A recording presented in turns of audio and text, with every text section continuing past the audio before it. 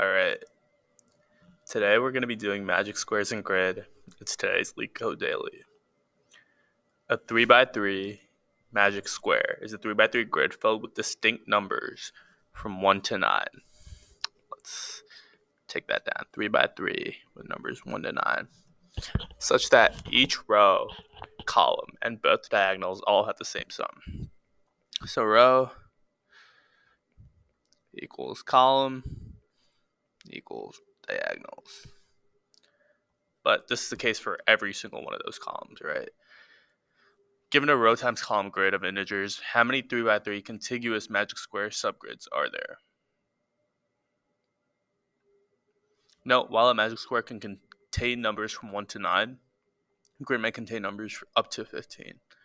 So, something that confuses me a little is contiguous. So, do you mean that it has to be like one next to the previous one? Or contiguous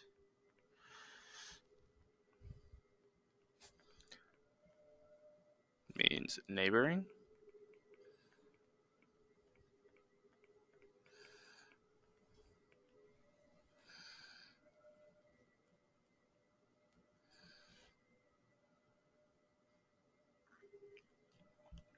I guess the way I'd approach this problem is to kind of pick out. So suppose this is our entire grid. I'd pick out 3x3 blocks. Not like that. Like this.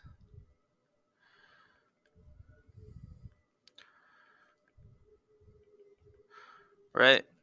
That way, I'm constantly shifting one to the right and testing the 3x3 for whether it is a magic square. So I'd have something like def is magic square, which is our core logic, which would basically be whether a 3x3 is a magic square. And the way we test that is given a 3x3, we would just do some row. Is there well,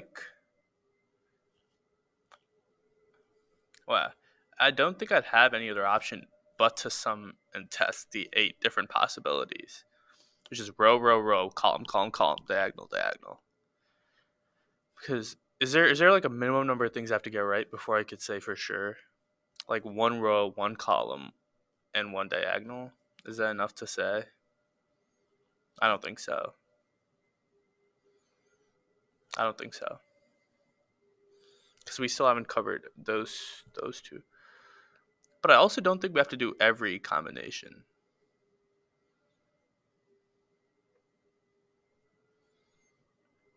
We just need to cover every number once. So suppose given a 3x3 grid, right? And this purely just for efficiency, we could cover everything once. I cover one row, right? I've seen all those numbers once. Cover this row, see all those numbers. Um, I covered that.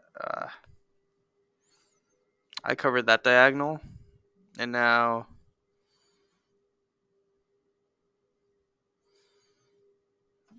I just cover this row and this row.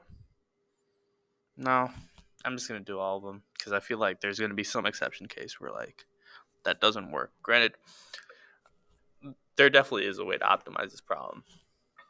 I'm tripping a little. Now, how do I test for contiguous or continuous magic squares? I do I plus 1 and test that. If that's not it, then I do j plus 1. I test that. If that's also not it,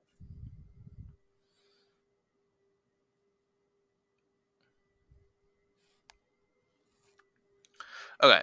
If I plus 1 is it, I will just continue in that direction and keep going. I'd have to save some kind of tuple where I'm 2 contiguous at index j plus 1, right? That way when we come around, since we're going to be traversing in like horizontal direction when we come back around, and now we're covering j plus 1, and then we go to the next one, we cover j plus 2, we're like, oh, that's also a magic square, and that's also one away from this. Is that... I really wish they could have been more descriptive in the problem as to like what that means. Or it could just mean how many magic squares there are.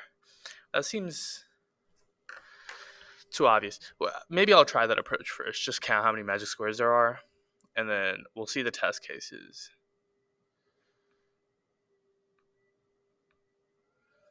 We'll see the test cases and then decide.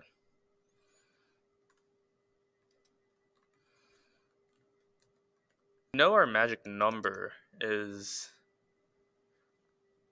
sum grid 0, where grid 0 is just our first row. All the elements of our first row summed together, right?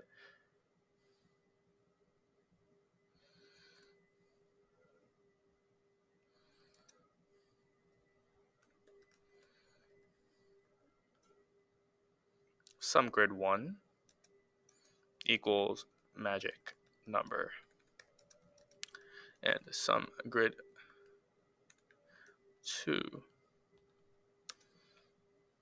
equals magic number. And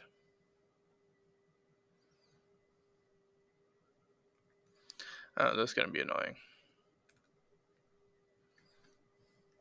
Grid 1, grid 0, 0.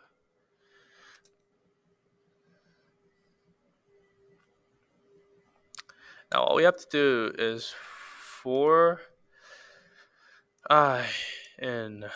Also, let's maintain some type of magic square count equals 0. Let's do for I in range when grid minus 3. So if that's the last index we iterate over, we want to stop at 1, 2. 2 minus 2.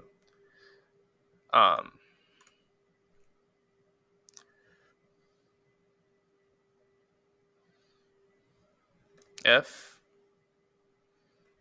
grid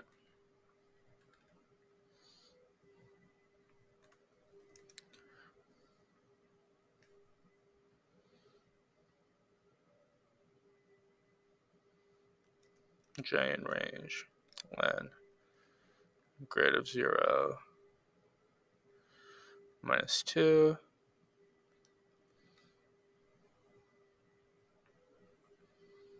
where it needs to have at least one element, so this will always work.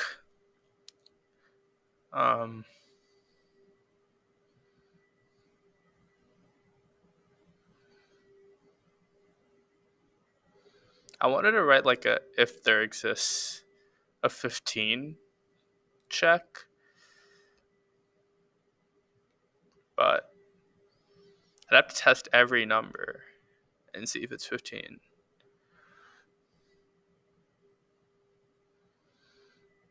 Do I really include that as a test?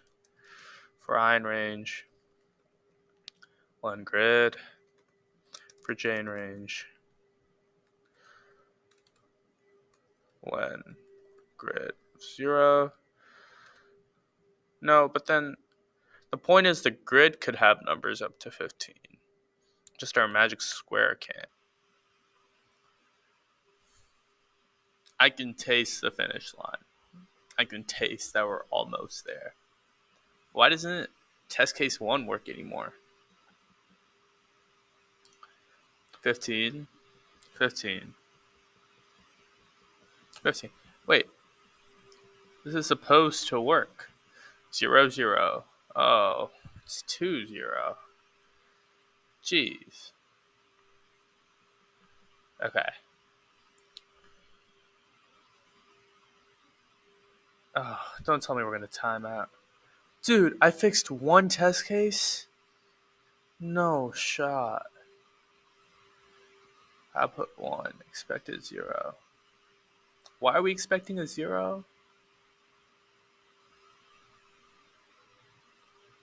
Why are we expecting a 0?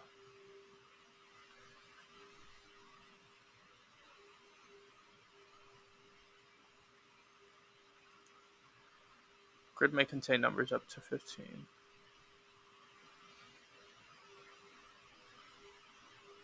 And our magic square still satisfies that.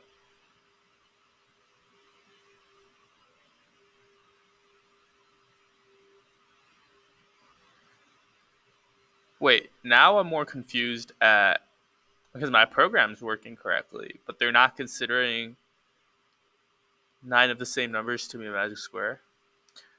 Oh, distinct numbers from 1 to 9. Dude. Alright, looks like we gotta refine our little.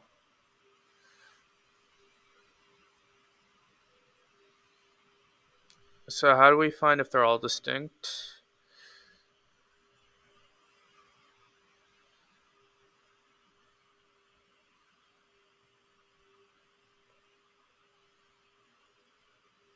Oh, now we have. Dude, what? How do we test if they're all distinct, bro? We're gonna have to compare every permutation of two integers. No, we don't have to. Alright, you know what? Yeah. You want to play the crazy game? I can play the crazy game with you. I'm going to print this number. 7, 5. What? Why are you selectively printing numbers? Dude, print the whole damn list. Print flatten. 4 num in flatten. Wait, are you guys seeing what I'm seeing? Because, like, why is it selectively taking a number? Why is it not accounting for 0? Like, what happened to the 0 after the 5? We just skipped over that.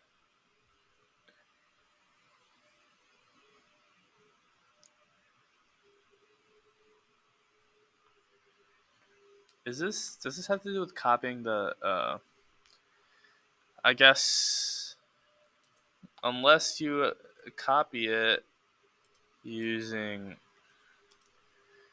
you are still referencing the list. Thank you for that. All right, 42. Give it to me.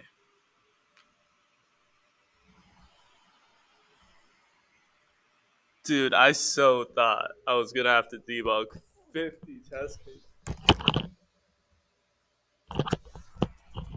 I need this to actually talk into the mic. All right, now for the moment of truth, right? I want to see how people did it more efficiently than me. No, why is this a valid solution? But thank you guys for watching. Hopefully that was a useful video. And I will catch you guys later. Peace.